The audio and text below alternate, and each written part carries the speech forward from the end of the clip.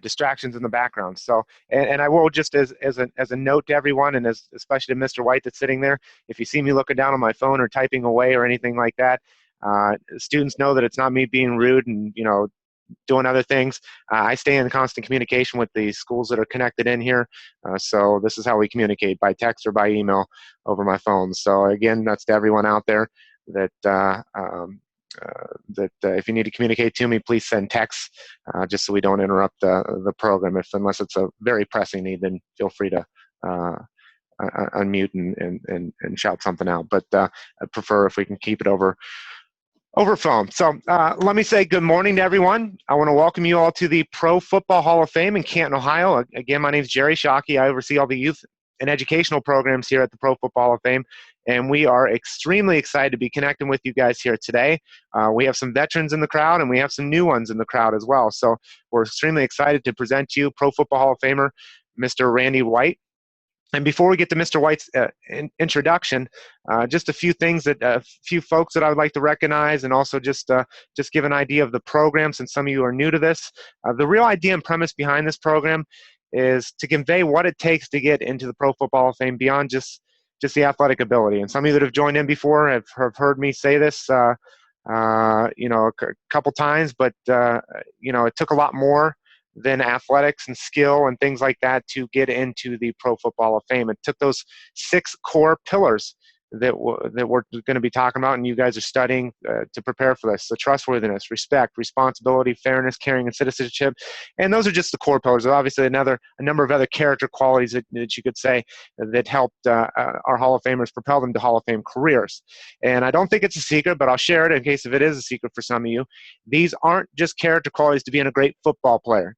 These are character qualities to being a Hall of Famer in everything that you do, whether it's at your school as the very best student, whether it's at home as the very best sibling or son or daughter, whether it's your YMCA, your church group, or whatever groups you're involved with, being the very best member in those types of organizations.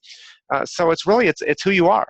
And, we have someone here today who has achieved the highest level of success, the pinnacle of success, being enshrined in the Hall of Fame, that you guys have opportunities to learn from and take advice back to apply to your own lives.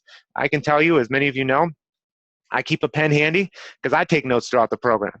Learning doesn't stop in the K-12 realm. Obviously, it goes well beyond. I'm 36 years old, and I've done this program with 40 different Hall of Famers, and I have a whole line of notes from guys, things that I've tried to apply to my life that's helped me to become a better worker here at the Hall of Fame, a better husband to my wife, a better father to my 2 kids, and a better church member, all the things that I'm involved with as well. So that's what you guys have the opportunity to talk with somebody here today.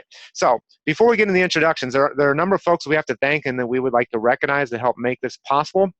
First and foremost, our friends Whirly Derb. Lori, can you come in the camera picture there real quick beside Mr. White and wave hi? I'm sorry to embarrass you. She likes to be behind me. Lori. Good morning. Lori's a very good friend of mine.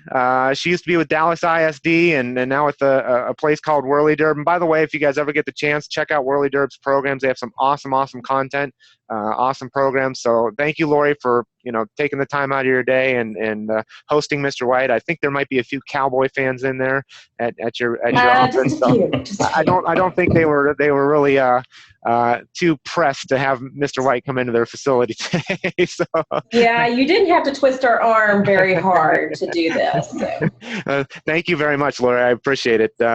We have to thank the teachers that are connected there. Also, I need to shout out to the other folks at Whirly Derb, Roxanne Glazier and Shane Howard, my good friends there. I've got to hang out with all these folks from a number of times all across the country, San Diego and Texas, and next year Atlanta. So good friends of mine. So thank you very much, Whirly Derb.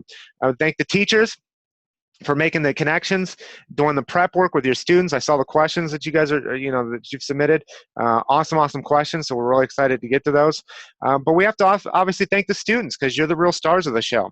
You're the ones driving the program, so to speak. So thank you, students, for doing the work that it takes necessary to do this. But I would like to recognize all the schools. So number 1, Mr. White can see them all. And number 2, that all the other schools can see where everyone's from. So what I'm going to do is I'm going to go in the order of pretty much where we're going to go with questions today. And I am going to I'm going to just announce them. If you want to unmute your microphone at that time when I announce your school, we will, if you can unmute and go ahead and give a shout out, you can feel free to do that. So we're going to start with the first group of the program, which is Westfield Middle School 1. If you guys want to go ahead and give a shout out.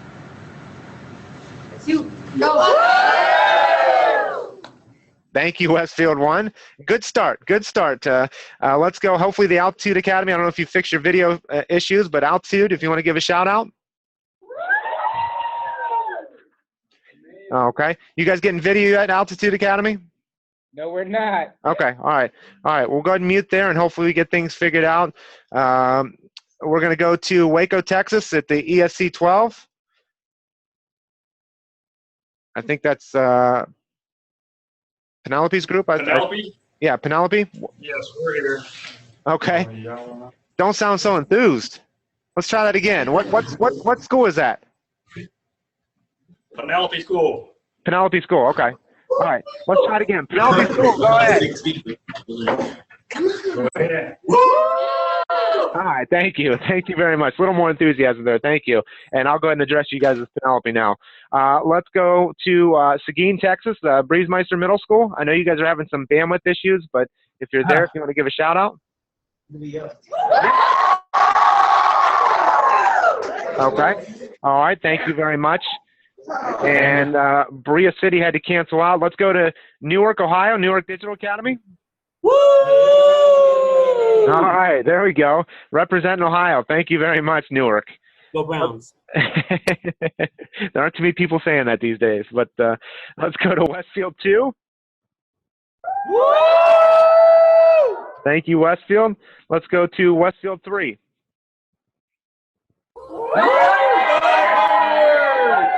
Okay, thank you very much. And I'll just recognize them, but they're going to stay muted and off camera. Coosa Valley Youth Detention Home in Anniston, Alabama is connected as well. So thank you, Amy, for connecting your youth there as well in Alabama. So we're extremely excited to get to the questions and everything. But before we do that, there are, I'd like to get to the introduction. Of our esteemed speaker. I did get a note that the video is freezing for one of the groups.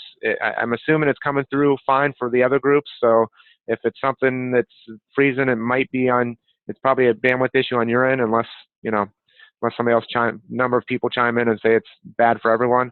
I'm assuming it's okay. So I think that was Seguin, if I'm not mistaken. But with that being said, let me get to the introduction so we can get moving and get to questions, because that's what you guys are excited to do is connect with Mr. White. First of all, let me go to his bio. Mr. White, he was an Outland Trophy Lombardi winner at Maryland.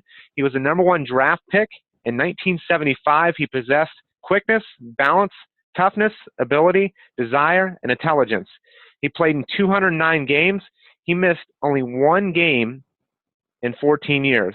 He was a co-most valuable player in Super Bowl 12. He played in 3 Super Bowls, 6 NFC title games, elected to 9 Pro Bowls, and was All-Pro 9 years. And obviously, the biggest honor he received, at least for an individual player, is being enshrined into the Pro Football Hall of Fame in 1994. So what I want to do is I'm going to go to a quick video.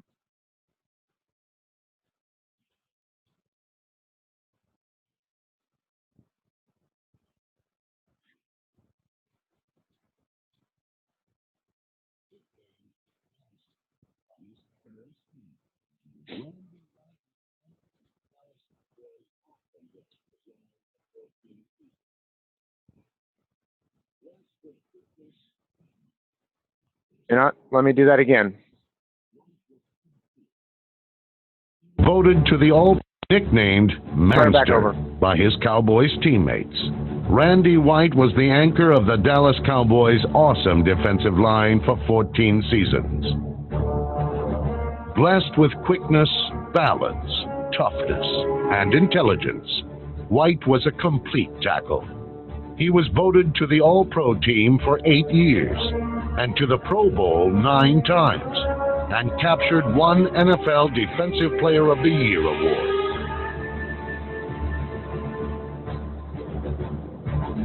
To cap off the 1977 season, White was selected as co-MVP. in the Cowboys' 27-10 victory over the Denver Broncos in Super Bowl 12. Randy White ranks as one of the all-time greats. Okay, if all the schools want to mute their microphones for a second and join me in giving a warm round of applause to Pro Football Hall of Famer, Mr. Randy White.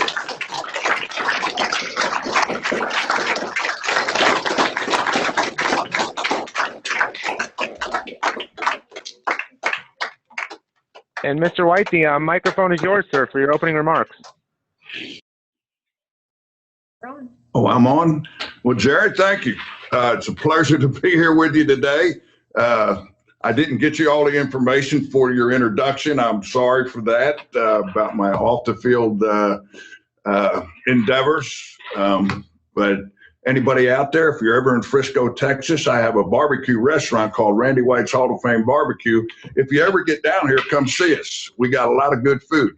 But it's a pleasure to be here today with you. I'm looking forward to answering all your questions.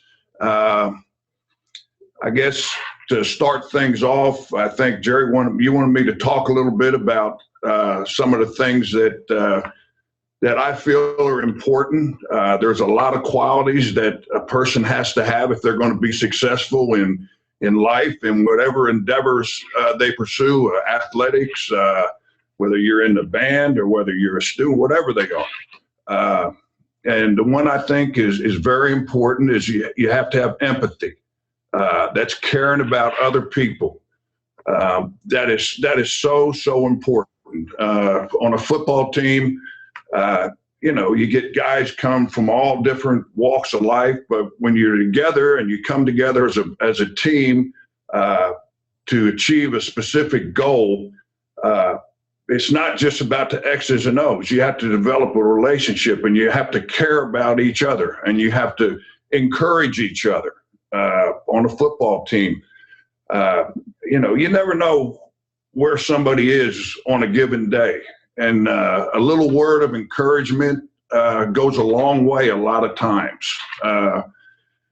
Another thing I think is important is, letting people that are in your life that help you and help you achieve the things you want to achieve. I mean, let them know. I mean, I know, I haven't always been an angel. And, growing up, I was a macho guy, and I love you. My dad has died in 1980. I never told him I loved him once. And that's something that's always haunted me.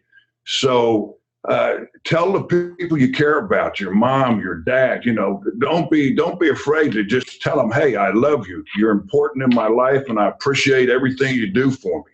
So caring about other people is important. Another thing I think is you have to have drive. And, drive is motivation. What is motivation? Motivation is self-motivation. People can help you, put you in a position to succeed, but ultimately you're the one that has to do it. And there's a lot of things that go along with drive, but, hopefully we'll get to that here in your questions. And, success doesn't just happen. It comes with a sacrifice. I know as a football player, there's other things you would like to be doing, but, your goal is to help your team win football games. So you have to spend that extra time and do the little things that it takes to make you a little better than the other guy. So drive is an important ingredient I think you have to have. And the last thing is strength. And when you talk about strength, I'm not talking about how strong you are, how much weight you can lift. When you talk about strength, when things are going good, everybody's patting you on the back and telling you how great you are. But what happens when things aren't going good? That's where your true test of your character comes. How do you react when things don't go the way that you want them to? And in your life, things will not always go the way you want them to. And how you react in that situation is going to be critical on, how you come out of it. So you got to have a lot of strength. And when I say strength, I'm talking about, it's easy to point the finger. You see a lot of different things where things get tough. I could use the example of a football team. It's not my fault, it's the offense's fault. Or it's not my fault, it's the guy next to me's fault. Well, when you do that on a team, it's going to fall apart. The team will fall apart. So when things get tough, what do? Well, the people that are successful, the people that achieve the goals they want to achieve, they look at themselves and they say, what can I do? What can I do to make my team better? And if you do that, and each guy on that team does that, and you believe in your leadership, you're going to be better, because there's always something. There's some other little thing that you can do to make yourself better, whether it's an athlete, a student, whatever. So care about other people, have the drive to be the best you can be, willing to make the sacrifices and do the little things you have to do. When things get tough, hey, you look inside yourself and say, what else can I do to make this team or myself successful? And if you do that, it doesn't guarantee success, but if you don't, you're probably not going to be successful. So, that's my little introduction, but I'm looking forward to the questions. Y'all fire them away. Okay. All right. Thank you, Mr. White. I appreciate your opening remarks and appreciate everything you shared there. We're going to go in the order of, because I know you guys don't want to hear me talk anymore, so I'm just going to get right to the questions. We're going to go in the order of Westfield 1, Altitude, Penelope, Breezemeister, Newark, Westfield 2, and Westfield 3. So we'll go in that order. And again, I just want to remind all the schools to keep your microphones muted, and I think you're all doing a great job with that. Just make sure that microphone is muted throughout so we can eliminate any background noise throughout the program. And even after you ask your question, and when you unmute your mic to ask your question, immediately following, please make sure you mute your microphone immediately following. So with that being said, we're going to go to the first question of the program, Westfield Middle School 1. Go ahead. Who was or is the most influential person in your life? Who was the most influential person in my life? Well, I've been very blessed in my life to have had an opportunity to be around a lot of great people. But I think if I had to, it'd be hard to pick one, but I think the one that really had the biggest impact on me was my dad.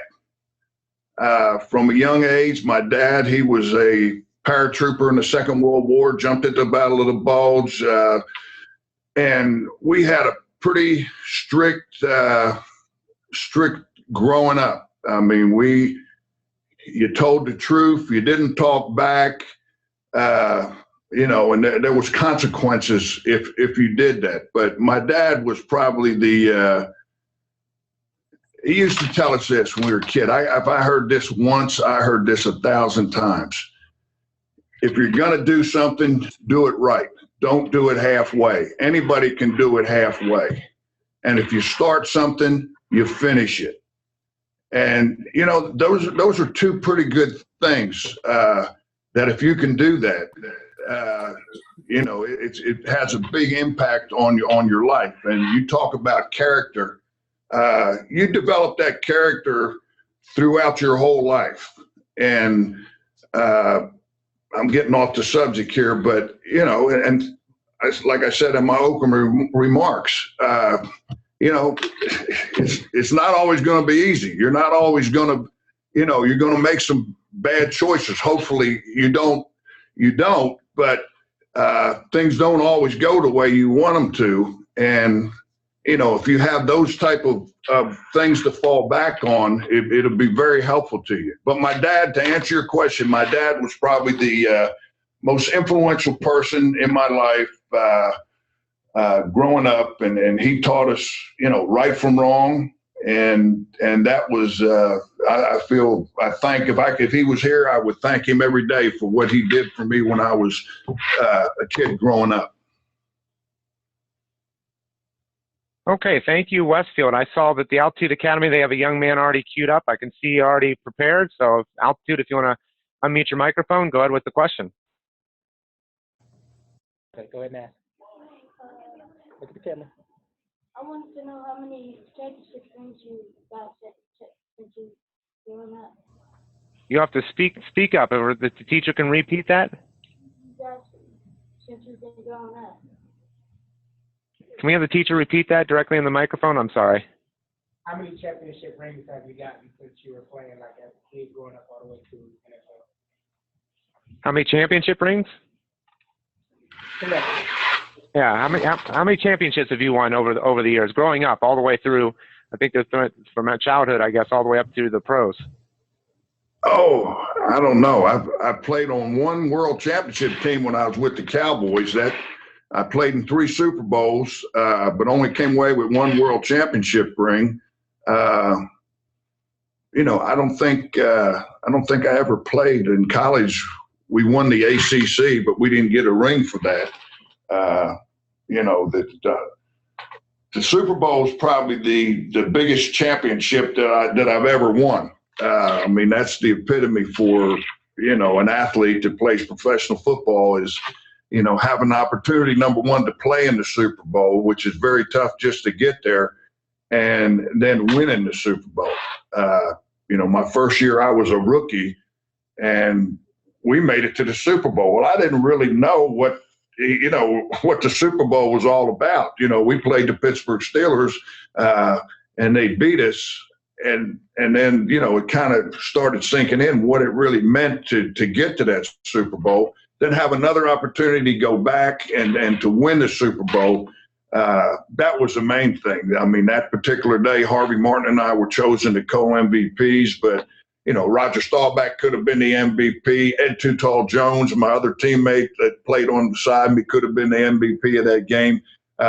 You know, it was a team effort, but Harvey and I, you know, happened to have a good day that day, and we're chosen to co-MVPs. And going along that question, Mr. White, you know, sometimes, as you know, sometimes we don't always win the championship. Sometimes we don't always win the game. Sometimes we don't always get the A on the test. Sometimes, you know, the program that you designed doesn't go the way it's supposed to. You know, I mean, there's just a whole host of things. You know, we don't always get the success, if you will, sometimes, or the pinnacle achievement of what you're going for. What do you have to say to those students that may have encountered something like that, which I'm sure we all have? I tell you what, doing the best you can. I mean, you're going to compete if you're competing in football or whatever. You know, if you can look at yourself in the mirror when it's all over with and say, you know what, I prepared as the best I could. I played as hard as I could. I did everything I could to put myself in a position to win, but it wasn't my day.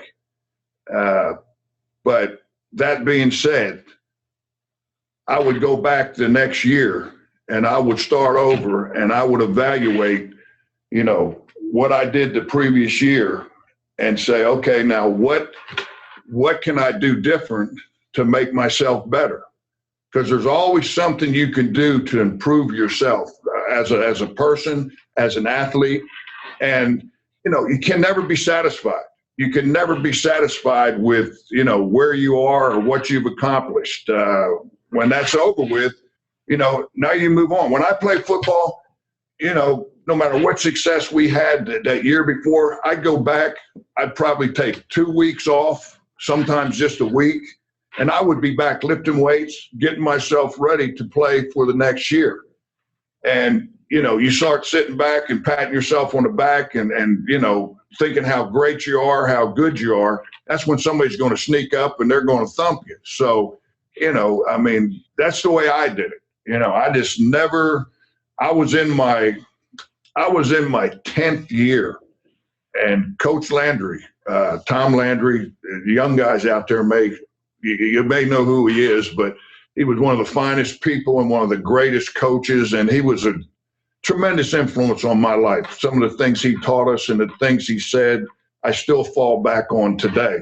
But, you know, I played for 10 years. You know, I've been the most valuable player in the Super Bowl. I've been in all the pros, all that stuff. We're in a meeting one day. Coach Landry's going over the film. He says, well, the guy in this position. I want to say, Coach, that's me, Randy. I've been there for 10 years. But, you know, he always kept you in a spot where you felt like, hey, is he going to replace me? Is he going to put somebody else in there for me today. So, but that's what you have to do. You never become comfortable with what you've done. When it's all over with, you go back and you look at it and you may think, okay, well, that was pretty good. But, you always got to strive to be better and make yourself better, not only as a football player, as a person, and learn from people. I tell you what, that's what it's all about. You have an opportunity to be around so many special people, and you can't take everything because you've got to be you. But when you around people, you see things, you take it, absorb it all, take it all in, and then pick something out you think you can apply to your life or to your personal thing that'll make you a better person that you'll feel comfortable with. And, that's how you grow. You put your faith in good people and learn from everybody. Try to learn something from everybody that you meet. Okay, thank you very much, Mr. White. Let's go to Penelope. If you want to unmute, go ahead and ask your question. Okay. If you had to pick one thing to tell kids who love physical education, what would it be? Okay, I missed that question. What was it? If you had one thing to tell kids who love physical education, what would it be? Who love physical education. Who loves physical education? Was that your question? If you had to pick one thing to tell kids who love physical education, what would it be? If I was going to tell kids one thing that love physical education, what would it be? Okay. I would tell them to, as I said before, no matter what you do, try to be the best you can be. If you're, physically, some people are more gifted than other people. But, you work hard, right? You work hard. And I'm a big believer in this. I'm a big believer in physically, I can work as hard as you do. I can work as hard as somebody else. They may be a little more gifted physically than me. So if I'm competing, how do I beat them? Well, I feel like, when I played, I got my edge was I beat them with my mind. That's how you get the edge, is you beat them with your mind. They can't outthink you. You out-prepare you. Physically you do all your preparation, but the thing I think is so important is your mental preparation. And no matter what you do, I'm a big believer in Cybernetics. That's a book I read. My college coach gave that to us back in college, and I read that. Cybernetics. You put yourself in the position that you're going to be in and see yourself being successful over and over and over again. It's not just sports, any walk of life. So I think that's where you have to be strong, is in your mind. And all these character traits that we're talking about here, you have to be mentally strong. If you have to be mentally strong, more so than physically strong, to be successful in that arena. Thank you very much, Penelope. Let's go to, and I know we're having some technical issues with them, Seguin, Texas. Are you guys Breezemeister Middle School? Are you guys able to? You guys there?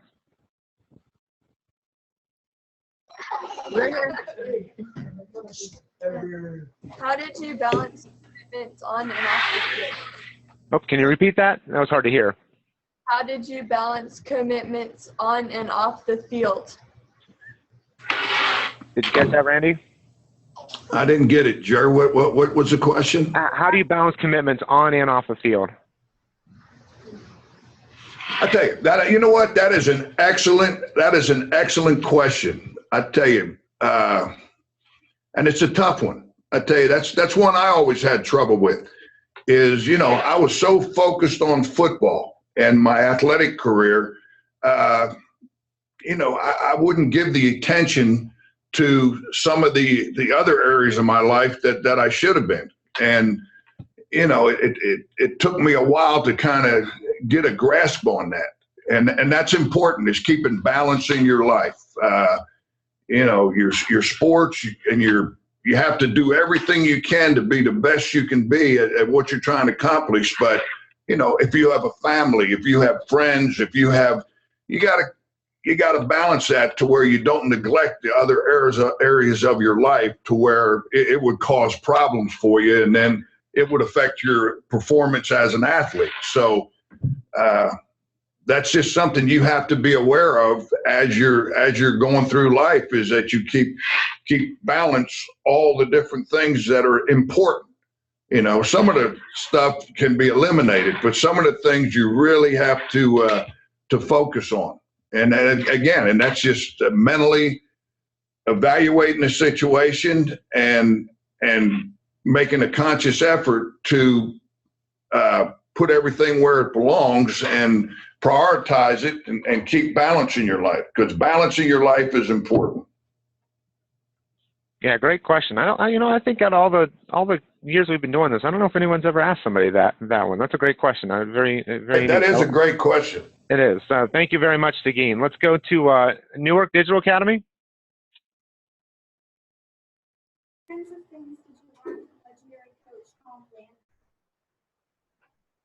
Yeah, we can. If the teacher can repeat that, that was a whisper. Yes, sir. She was asking, what kinds of specific things did you learn from the legendary coach, Tom Landry? Specific things you learned from Tom Landry. Oh, gee, I tell you what, this could go on forever, but I tell you, Coach Landry he used to tell us, God should be first in your life. Family should come next, and then whatever else you want to prioritize in your life. And, when I first heard that, I thought, well, football is the most important thing to me. I like football. But, as time goes on and you mature, he had his priorities in order. And I think that's the thing. One of the things, football, yes, he was a great coach. He was a great, but the things he taught us about life, and he didn't just talk the talk, he walked the walk. I can tell you this, Coach Landry, my dad died the night before we played the Denver Broncos in 1980. And, I didn't tell anybody. And Bob Brunick, our middle linebacker, he must have told Coach Landry. So Coach Landry, the day before the defense was getting introduced. And when I went out before he got introduced, he shook Coach Landry's hand. Well, I shook Coach Landry's hand, and when I did, it choked me up, and I had tears in my eyes. And I looked in Coach Landry's eyes, and he had tears in his eyes. And right there, that moment was probably the best moment I ever spent with Coach Landry. But it just reinforced to me that, he and that's important. A lot of people talk the talk, but they don't walk the walk. He said God should be first, family, then football or whatever else.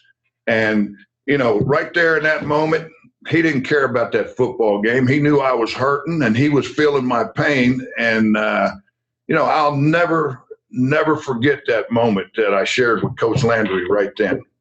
And another thing about Coach Landry that always impressed me, there's a ton of them, and I've learned so much from being around him. But in 14 years, I played with the Dallas Cowboys. I never one time saw Coach Landry yell or scream or lose his composure.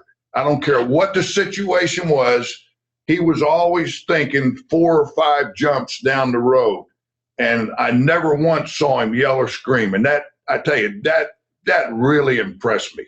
But he was a great, great man. And anybody that played for him, if you sat down and talked to them, they would have a similar story of how Coach Landry affected their life in a positive way. Another great question there. Thank you very much, Newark. Let's go to Westfield School District number 2. Who do you think has the best character in the National Football League today?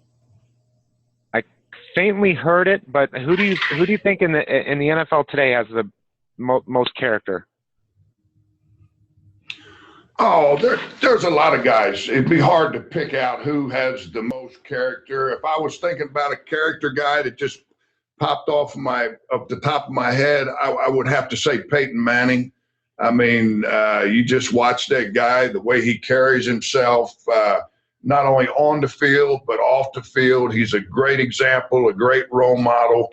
But there's a lot of guys in the NFL that you don't hear of publicly that are solid people, leaders on the football team. Sometimes this media, they want to publicize the guys that maybe are doing things out of character because it makes for better news. But there's lots of guys in that NFL that are solid people, that are great role models, that are active in their community. They're courteous. They help other people. I mean, there's a lot of them, but Peyton Manning just comes to mind right now because I think he's a pretty stand-up guy. Definitely. Let's go to Westfield School District 2, number 3. How does respect play a big role in football? You have to speak up loud and clear, students. How does respect play a big role in football? How does affect? How does respect? Oh, how does respect play a huge role in football? Okay, all right. How does respect play its role in football? I tell you, every day, all day long. When you're on a team, and I'm using football as an example here because that's what I played. But after football, when you get out in the real world, you have to respect other people. You have to respect their thoughts, their views. Like I said, doesn't mean that you have to believe what other people believe, but you have to give them the courtesy of expressing themselves and giving their point of view. I think that's healthy. I think that's how we grow, and that's how we learn to communicate. But on a football team, respect is so important. You got to respect the guys you play with. You got to respect their space. You got to respect their views. And you learn to get along. That's how you can coexist in the world, is through respect of other people.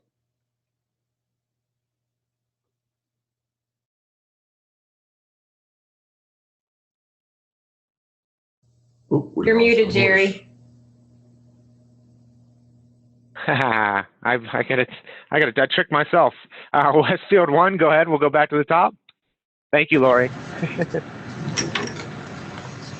Which of your coaches showed the most character? Which of your coaches showed the most character? Which of my coaches showed the most character? They all had character. A lot of times, for somebody to achieve that level to where they're coaching at any level, your coaches, especially when you get to the professional level, these are guys that are character people, or they wouldn't be there. They wouldn't be in the positions that they are. So I'm not sure if I answered. What was the question again? Which of your coaches showed the most character? They all did. I gave Coach Landry as an example of character, but Dan Reeves, Mike Ditka, Ernie Stautner, Gene Stallings. I mean, these are some of the finest people that you'll ever meet in your whole life. And, they're great role models to kids at every level. And you talk about all this trustworthy, respect, responsibility, fairness, caring, citizenship. They exemplified all of those. Work in the community, go out of their way to do charitable events, and not for the glory for them, right? You don't do it to promote yourself. The Bible says the Lord loves a cheerful giver, one who gives expecting nothing in return. So when you do things, good things for other people, do it because you want to do it. Don't do it, so you get a pat on the back or so you get a ribbon, or Do it because in your heart, that's what you want to do. And one of the things that as we talk about some of his coaches, I think, and Mr. White touched on at the beginning in his opening remarks, is you can have great people in your life, and I'm sure all of you do. Your teachers that are surrounding you right now in your school building, your family members, there's great people in your life, but you got to allow them to shape you, because they see stuff in you that you might not necessarily see, because they're wiser than you. They've spent more years on this earth to learn things that they can teach you. So it's one thing to have great people in your life, and that's good. That we need to surround ourselves with positive people. But as Mr. White shared in his opening remarks, we got to allow those people to help us. So if we're struggling on a test, you got to ask for help. Those teachers are there to help you. If you're having trouble in sports, talk to your coaches. If you're having trouble with bully at school, talk to your guidance counselor, your parents, or whoever. That's the thing, is that these people in your life for a reason, and that's to help you. So let's go to Altitude Academy. Crenshaw.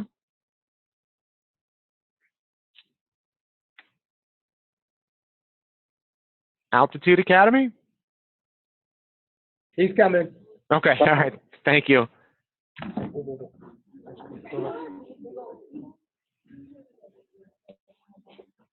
He almost had an accident. He's on his way. Yeah, but it's okay. Yep. When you got mad, did I hold you back? I'm sorry, you're gonna have to repeat. Can the teacher repeat that? Loud, nice and loud. When you got mad, did I hold him back? When you got mad, it's tailing off.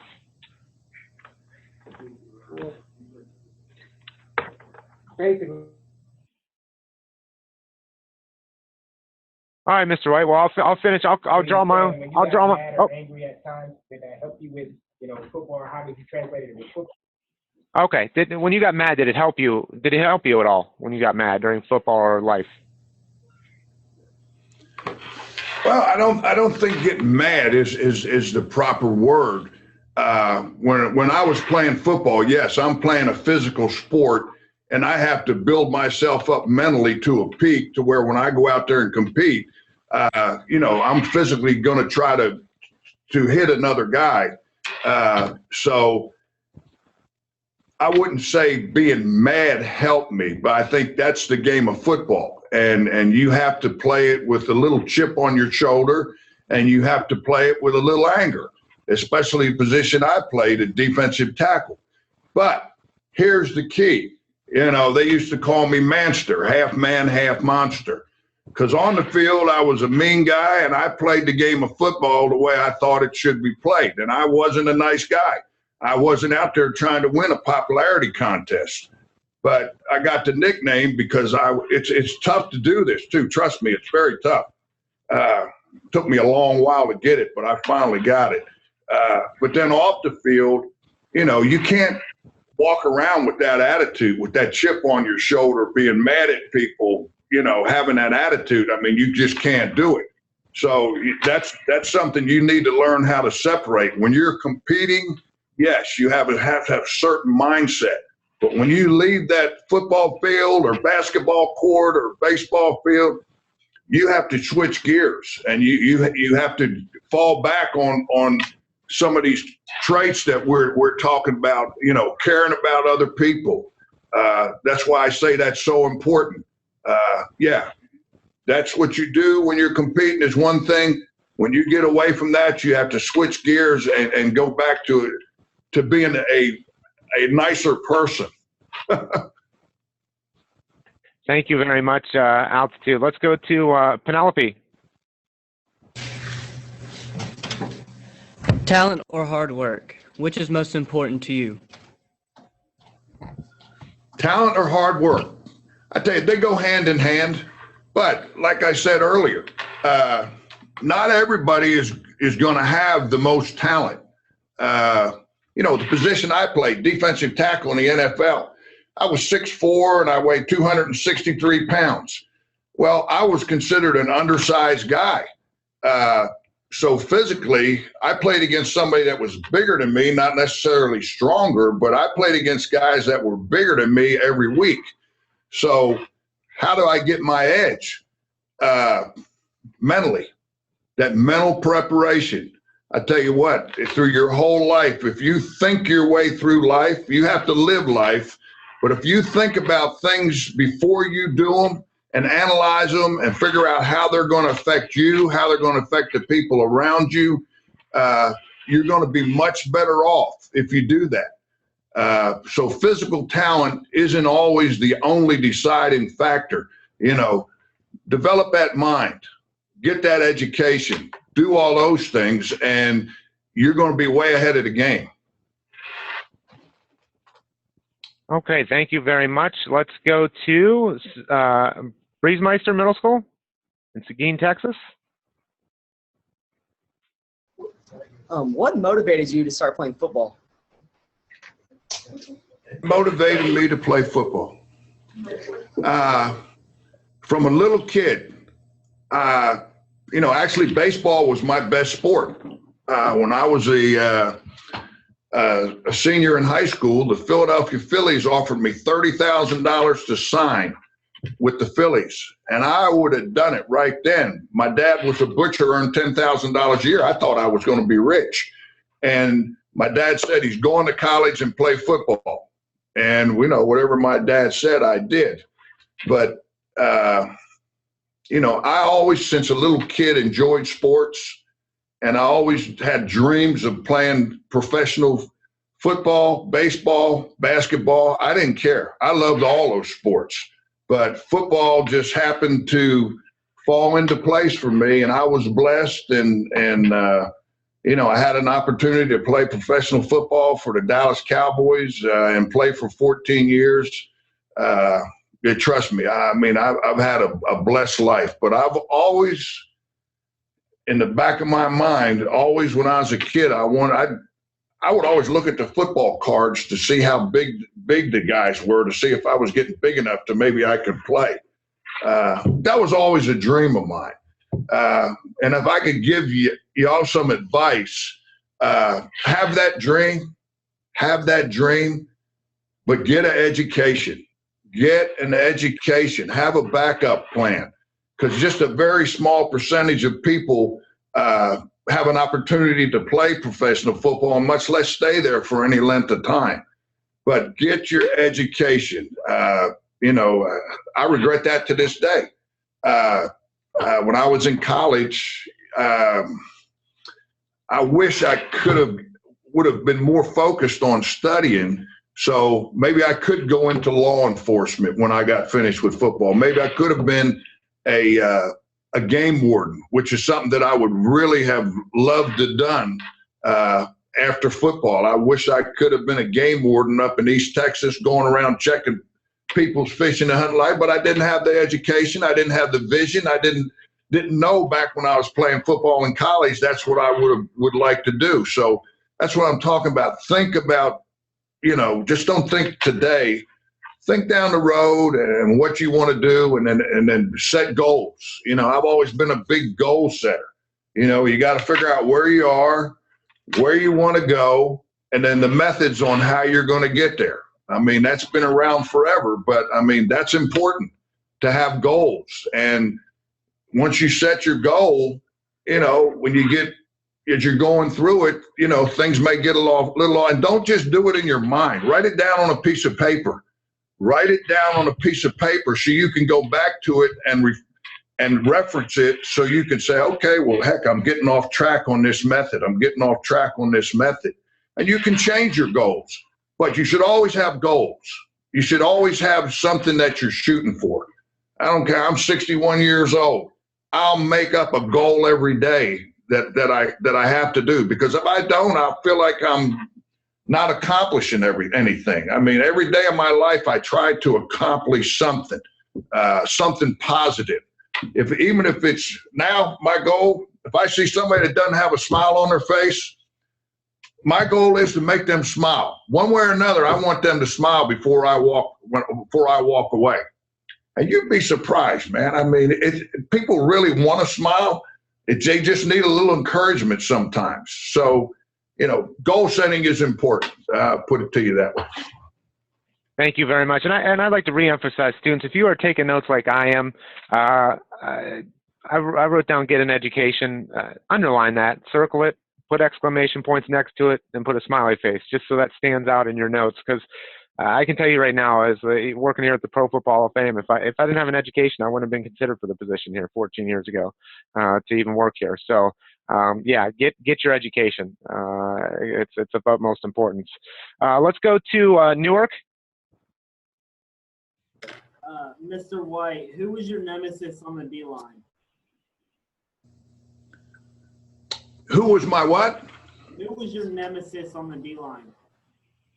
My nemesis.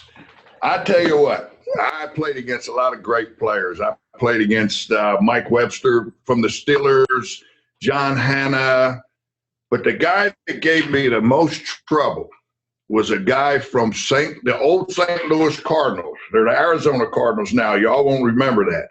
But this guy's name was Bob Young, and he and his brother Doug held a two-man world deadlift record.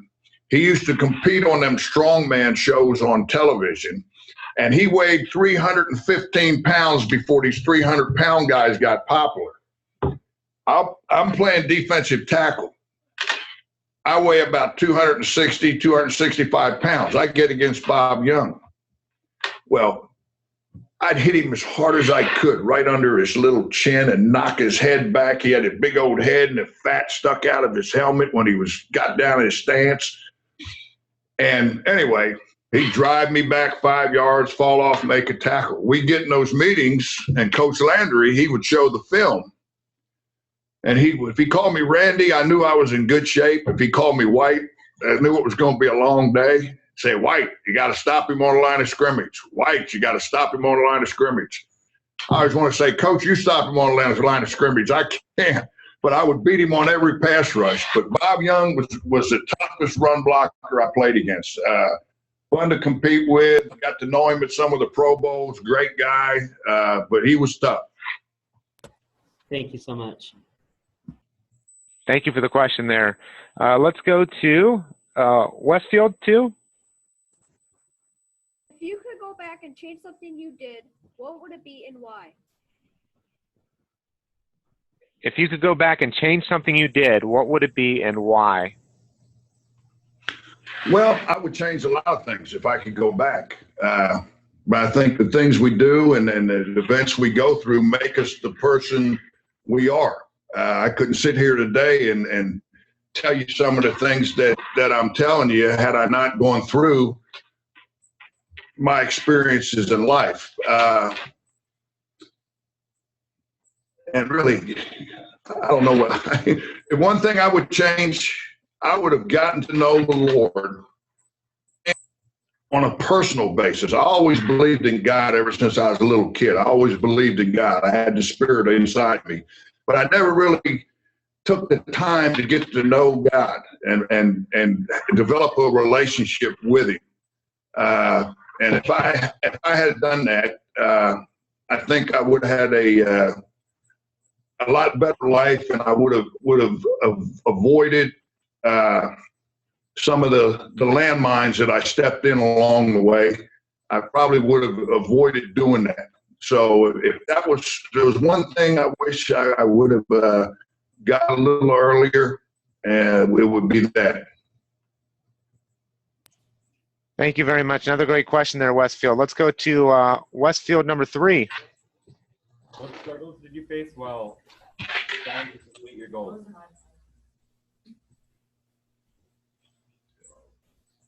Can you repeat that? What struggles did you face while trying to complete your goals? I missed the first part. What struggles did you face? What struggles did I face to reach my goals? Yes. Correct. Is that the question? Yes, that is the question. Oh. I mean, that's life. I tell you what, if it was easy, everybody would do it, right? I mean, but it's not easy. It comes with a price. You want to be successful, you set those goals. I mean, you have to work hard to get to where you want to go. And, there'll be stumbling blocks along the way. And that's what I'm talking about. When you read adversity, what do? Do you point the finger at somebody else, or do you look inside yourself and say, okay, what do I have to do different to get to this, to achieve this goal? And if you do, I tell you what, there's a lot of good people in this world that want to help people that are really trying hard and working hard to be the best they can be. I mean, don't be afraid to go ask people that you respect and you trust to help, give you help, because there's nothing more. If I see somebody trying that wants to do well, I'll bend over backwards to do anything I can do to help them be successful. So, you know, you're going to have challenges along the road, but you never give up. You never quit. You never, you know, I always put things in winning and losing. You know, if I quit, I lose. Well, I hate to lose. So you just have to mentally be tough enough when the challenges come, deal with them in the correct way. And, you know, the equation's not that complicated. It's really not. It's not that complicated. You know, you get these few principles down about hard work, doing the right things. You know, you can accomplish whatever you want to, and people will be happy to help you and guide you along the way. That answer your question, big guy? Thank you very much. Okay. And I think it looks like I have 12 o'clock Eastern time here, so 11 o'clock for Mr. White and those folks in Texas. You know, to close out the program, Mr. White, is there anything that either A, you'd like to reiterate that you've already stated, or B, is there anything else you'd like to share with these students to close out the program? Well, I touched on it a little bit. I think this is very important, is, you know, get to know the Lord. Develop a relationship with God. I think that is important, and it's something that it's a foundation that you can build your life on, that is real and that works and will never let you down. And you, no matter what's happening or what's going on in your life, He's always there. He was always there. He'll never abandon you. He'll never judge you. All you got to do is reach out and talk to Him, and He will give you the answers. The rest of it, the worldly things, yes, you got to work hard. You got to never quit. You got to do all the things you have to, but develop a relationship with the Lord. That was my one thing. I think if you did, would help you more than anything else I tell you. Okay, thank you very much, Mr. White. Students, if you can unmute your microphones for a second and join me in giving a warm round of applause to Pro Football Hall of Famer, Mr. Randy White.